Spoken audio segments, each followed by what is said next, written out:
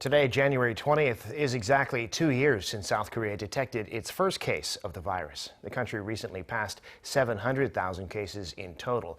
And life, of course, has been transformed, both by the risk of the disease and the restrictions on daily life that before were almost unimaginable. Seong-woo has a look back at what's happened in that time and where we are now.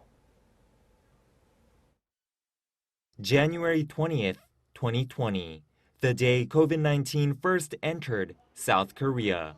In the 2 years since then, over 700,000 people have been infected, and roughly 6,500 have died. The nation's very first infection came from abroad, a Chinese woman who entered the country via Incheon International Airport. Not long after, the first wave of cases began in Gyeongsangbuk-do Province and the city of Daegu, where a cluster infection at a religious cult led to hundreds of daily cases. Then, in the summer, the epicenter moved to Seoul and the surrounding area, fueled by clusters at a church in the capital and from public demonstrations in the heart of the city. That came before the virus spread nationwide in the winter months during the third wave, with daily tallies hitting the 4 digits as health authorities scrambled to contain the virus through strict social distancing guidelines. Vaccines finally started rolling out in late February, though, raising hopes that a gradual return to normal would soon be within reach by achieving the ultimate goal at that time, herd immunity. It would mean that even the Delta variant can theoretically be overcome without masks, gathering bans, and business restrictions. But little did health authorities know the worst was yet to come. Even with many vaccinated, infections spiked in July of last year as the Delta variant surged across the country, leaving hospitals in need of more beds, businesses struggling to survive, and schools unable to hold classes in person.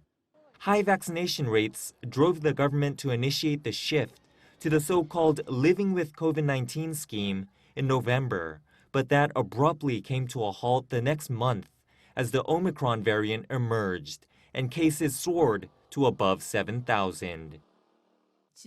We must break the chain of infections in the community and reduce the risk of contracting the virus. With daily caseloads still lingering in the thousands, the highly transmissible mutation is expected to become the dominant strain in the country within this week, and authorities fear a 5th wave may be on the horizon. The pandemic entered a new phase with the rise of Omicron. The scale is larger than ever. I call it Season 3. Humanity is longing for everything to end with Season 3, but if a new variant pops up, yet another season may be upon us. Game-changing oral treatments, namely Pfizer's Paxlovid pill, are currently being prescribed though, something the nation is counting on, along with booster shots, to eventually bring all the chaos to an end. In the end, it is the combination of natural immunity after infection and artificial immunity after inoculation that can boost the population's immunity to gradually contain the pandemic. In a statement on Thursday, President Moon Jae-in thanked the country's healthcare workers and the public for persevering through the crisis and asked for their continued cooperation.